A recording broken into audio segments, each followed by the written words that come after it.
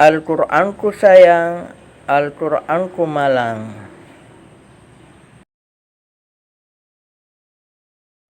Al-Qur'an diturunkan oleh Allah Subhanahu wa Ta'ala untuk menjadi petunjuk, penjelas, dan pembeda antara yang hak dan yang batil. Di dalamnya tidak ada sedikit pun keraguan, petunjuk bagi mereka yang bertakwa. Khairukum ta'allamal Qur'an wa 'allama. Sebaik-baik kalian adalah yang mempelajari dan mengajarkan Al-Qur'an. Membacanya adalah sebuah kebaikan dan pahala yang banyak. Satu huruf saja akan diberikan 10 pahala dan 10 kebaikan dari Allah Subhanahu wa Ta'ala. Meskipun demikian, ternyata masih banyak juga yang malas, bahkan tidak tahu membaca Al-Qur'an. Itu pun Al-Qur'an hanya dibaca dan dipakai pada waktu dan momen tertentu saja. Nah, berikut ini beberapa momen di mana Al-Qur'an dibaca dan juga digunakan. Saat belajar membaca Al-Qur'an. Waktu kecil, belajar Al-Qur'an hampir tiap malam dihabiskan untuk belajar membaca Al-Qur'an. Begitupun saat siang hari, Al-Qur'an terus dibaca. Pokoknya sangat akrab deh dengan Al-Qur'an. Dipelajari, terus dibaca, dan terus dibaca. Bahkan dieja supaya bisa lancar.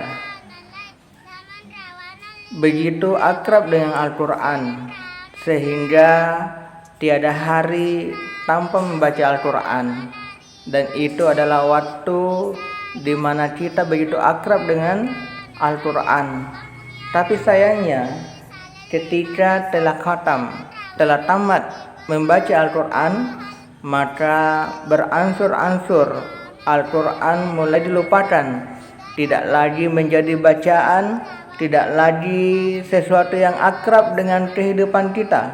Bahkan kadang kita lupa di mana kita menyimpan Al-Qur'an kita, karena sudah sangat sering kita tidak lagi membacanya.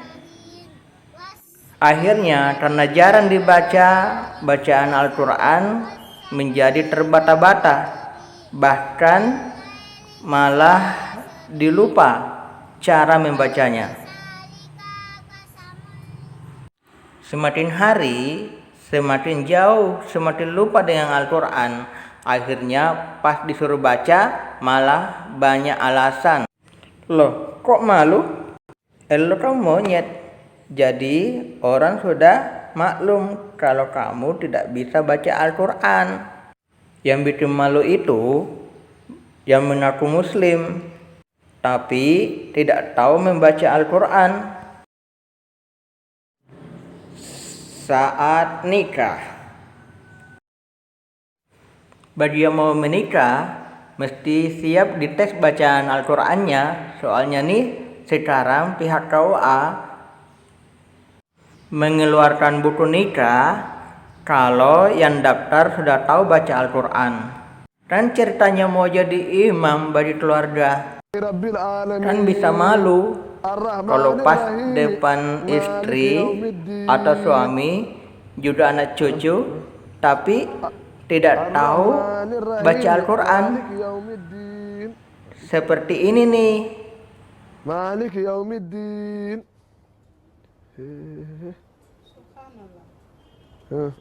Malik Yaumiddin.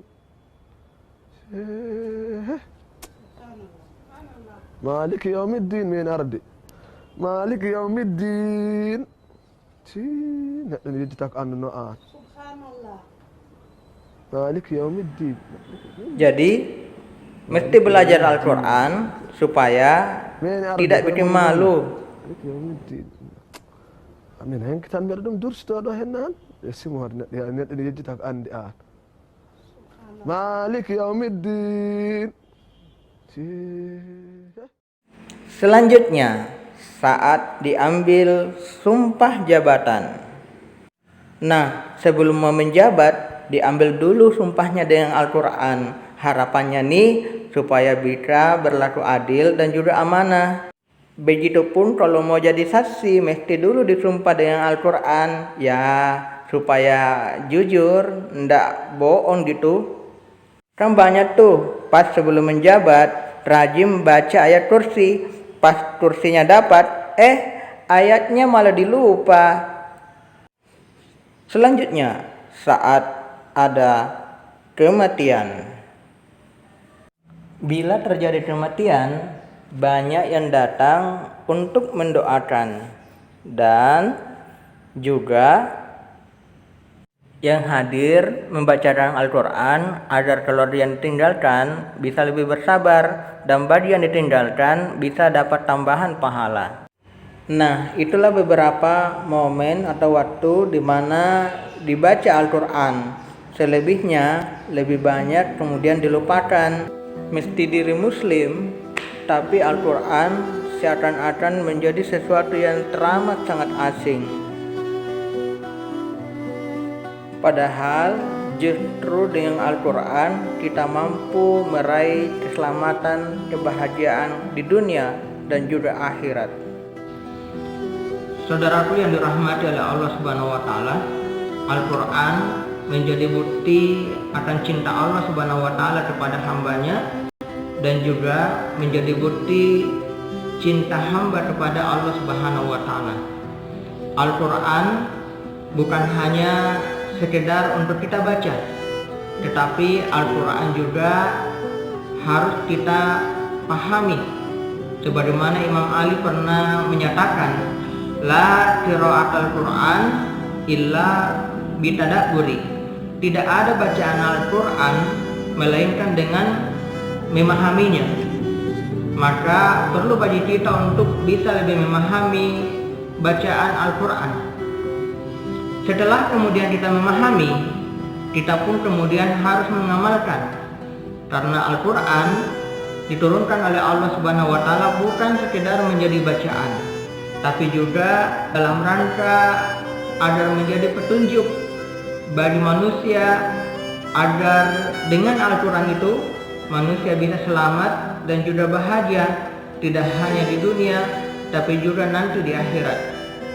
Saudaraku yang dirahmati oleh Allah Subhanahu wa taala, sayangnya hari ini Al-Quran lebih banyak dijadikan sebagai bacaan saja, tapi telah banyak ajaran yang ada di dalamnya justru kemudian dilupakan.